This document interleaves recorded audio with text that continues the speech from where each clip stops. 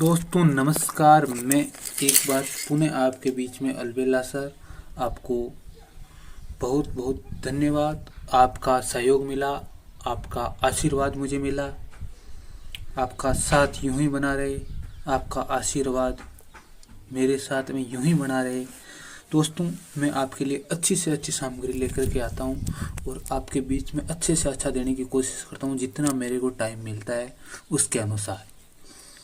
दोस्तों आज मैं जो जानकारी लेकर के आया हूँ वो एनसीएफ 2005 का सार संक्षेप और इसके पृष्ठ से बहुत ही इम्पोर्टेंट जानकारियाँ आपको दूंगा। ये जो एक पृष्ठ है इसमें से अनेक प्रश्न आपको दूंगा। एक एक पृष्ठ से 5-5 प्रश्न आए हैं और इस पृष्ठ में से कौन कौन से और प्रश्न पूछे जाने की संभावना है इस पर भी मैं चर्चा करूंगा, क्योंकि परीक्षाएं 2 होने वाली है। 2 होगी तो 2 के अनुसार तैयारी मैटर भी अधिक पढ़ना पड़ेगा, क्योंकि एक पेपर आता है तो एक पेपर में सीमित मैटर से पढ़ा जाता है। जब दूसरा पेपर आएगा तो कौन से मैटर से ना जाने प्रश्न आ जाए साइकोलॉजी का। दोस्तों अब मैं वीडियो शुरू करता हूँ। देखना, ये जो उठाया गया है वो है एनसीएफ 2005 का सार संक्षेप। इसमें बात की गई है कि राष्ट्रीय शैक्षणिक अनुसंधान और प्रशिक्षण परिषद की कार्यकारिणी ने 14 व 19 जुलाई 2004 को बैठकों में राष्ट्रीय पाठ्यचर्या को संशोधित करने का निर्णय लिया। दोस्तों इससे पहले आपको पूर्ण रूप से ध्यान होना चाहिए कि पाठ्यचर्या क्या है और पाठ्यक्रम क्या है, सिलेबस और करिकुलम क्या है। इस पर आपका विचार साफ होना चाहिए, जबकि मैं अलग से बात करूंगा इस पर, लेकिन ये आपको ध्यान में होना चाहिए। ध्यान नहीं है तो किसी दोस्तों से पूछ लेना, विचार विमर्श करना कि पाठ्यचर्या क्या होती है और पाठ्यक्रम क्या होता है, सिलेबस क्या होता है और करिकुलम क्या होता है। दोस्तों इस पर चर्चा करना जरूर अपने दोस्तों के बीच में। ये निर्णय माननीय मानव संसाधन विकास मंत्री, ध्यान देना, शिक्षा जब्त से समवर्ती सूची का विषय बना है। यहाँ पर शिक्षा को संभालने के लिए एक MHRD मंत्रालय बनाया गया है, ministry of human resource development. शिक्षा की पूरी देखरेख कौन करता है? सभी स्तरों की शिक्षा देने की व्यवस्था की देखरेख जो उच्चतम मंत्रालय है वो केंद्र सरकार का मंत्रालय MHRD, जिसको मानव संसाधन विकास मंत्रालय के नाम से जाना जाता है, ने लोकसभा में दिए गए इस वक्तव्य के अनुसरण में लिया गया कि परिषद को ये संशोधन करना चाहिए। जो NCERT जो दिल्ली में है उसको क्या करना चाहिए? पाठ्यचर्या के अंदर संशोधन करना चाहिए। तो बैठकें आयोजित हुई, एक तो 14 और एक 19 जुलाई 2004 को। एक ये डेट ध्यान रखना है कि राष्ट्रीय पाठ्यचर्या की रूपरेखा 2005 की कार्य योजना तैयार करने के लिए किन किन तारीखों को बैठकें आयोजित हुई थी? 14 और 19 जुलाई 2004 के दिन। अब ध्यान देना आगे क्या कह रहा है।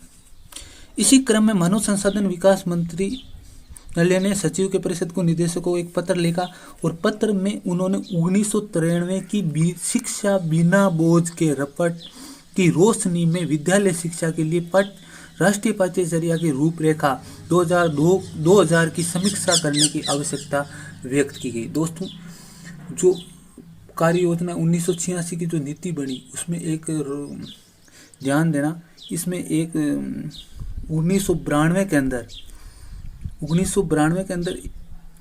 एक कार्य योजना तैयार हुई थी पाठ्यक्रम निर्माण के लिए। उसके बाद में समीक्षा के लिए 2000 में एक राष्ट्रीय पाठ्यचर्या की रूपरेखा तैयार की गई थी, लेकिन वो इतने बड़े स्तर पर नहीं की गई थी, इसलिए इसमें सुधार की गुंजाइश थी कि जो 1993 में बिना बोझ के शिक्षा का जो एक वक्तव्य दिया गया था प्रोफेसर यशपाल जी के द्वारा, उसको लागू करने के लिए क्या किया गया था, उसको लागू किया जाए पूर्ण रूप से पाठ्यचर्या के अंदर बिना बोझ के। कि बालक क्या कर रहा है, किसी न किसी तरह शिक्षा को बोझ मान रहा है और बालक फ्री माइंड उदार प्रवृत्ति का होकर के कैसे पढ़े, इस पर सुधार के लिए एक नई राष्ट्रीय पाठ्यचर्या की जरूरत पड़ी, जो 2005 के अंदर आई थी दोस्तों, जिसको हम बोलते हैं NCF 5।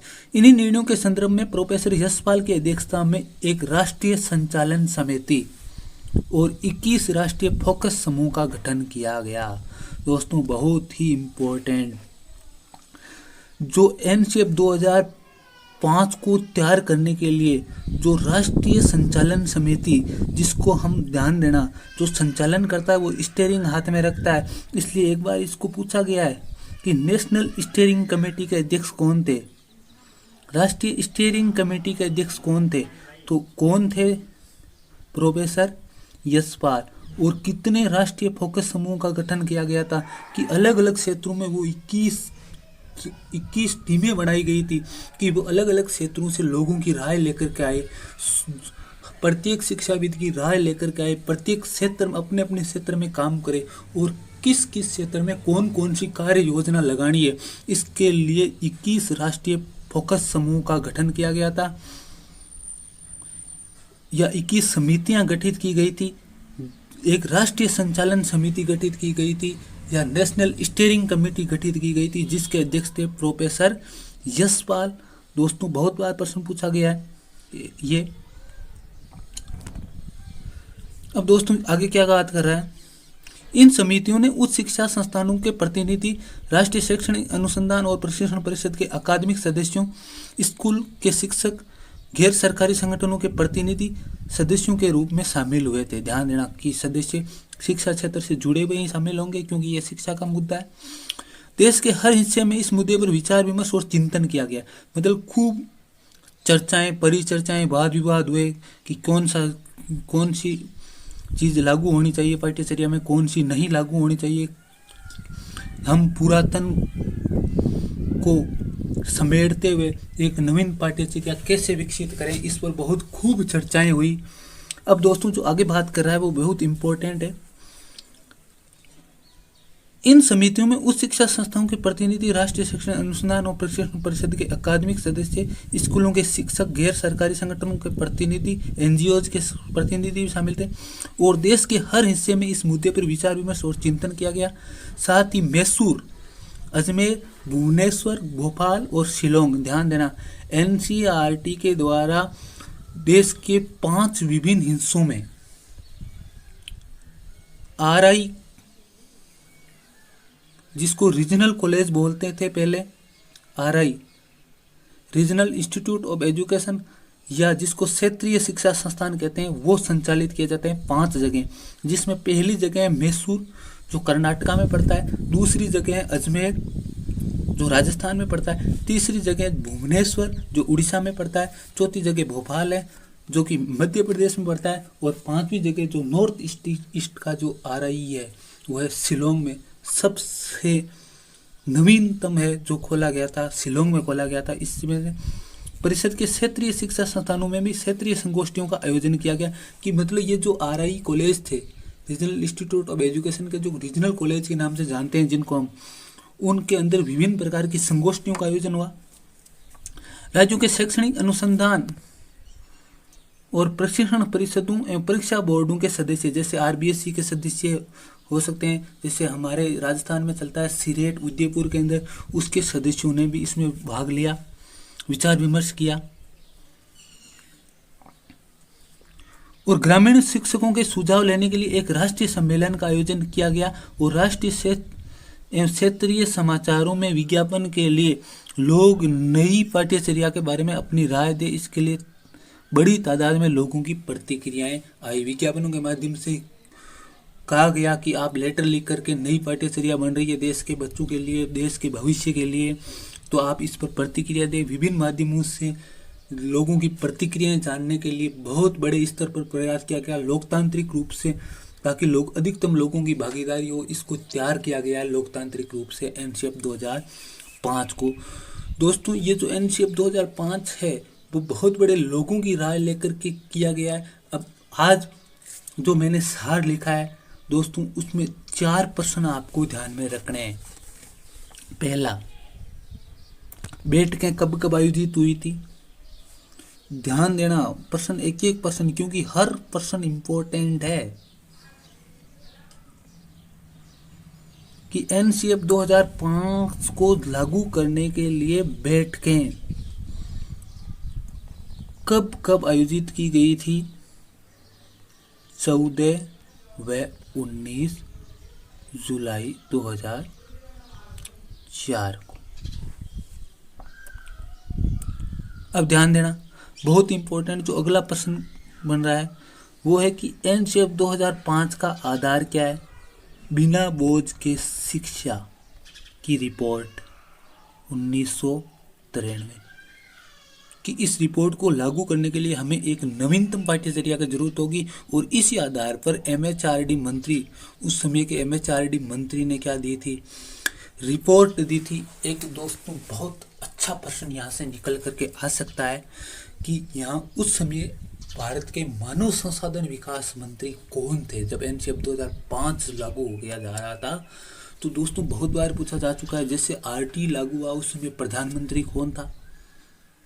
तो दोस्तों उस समय एनसीएफ 2005 लागू हुआ था, उस समय एमएचआरडी मंत्री कौन थे? अर्थात इस पाठ्यचर्या की जो संपूर्ण प्रक्रिया है वो किसकी देखरेख में संचालित हो रही थी?